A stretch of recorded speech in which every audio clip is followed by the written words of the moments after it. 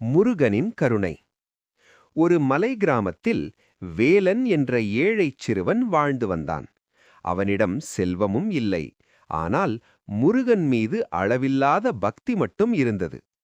ஒவ்வொரு காலையும் வேலா வேலா என்று கூறி மலை மேலிருக்கும் முருகன் கோவிலுக்குச் சென்று ஒரு சிறு பூவும் தூய மனதையும் அர்ப்பணிப்பான். ஒரு நாள் கிராமத்தில் கடும் பஞ்சம். உணவும் இல்லை, நம்பிக்கையும் இல்லை. அந்த இரவு வேலன் கனவில் வேலுடன் ஒளிரும் முருகன் தோன்றினார். பயப்படாதே மகனே, உண்மையான பக்தி ஒருபோதும் வீணாகாது என்று கூறி மலையின் ஓரத்தை சுட்டிக்காட்டினார். அடுத்த நாள் வேலன் அங்கே சென்றபோது அந்த இடத்தில் நீரூற்று வெளிப்பட்டது. கிராமம் மீண்டும் உயிர் பெற்றது. அப்போது அனைவரும் உணர்ந்தனர். முருகன் கேட்பது செல்வமல்ல, தூய பக்தி மட்டுமே. இன்றும் அந்த கிராமத்தில் ஒரு வாசகம் எழுதப்பட்டுள்ளது.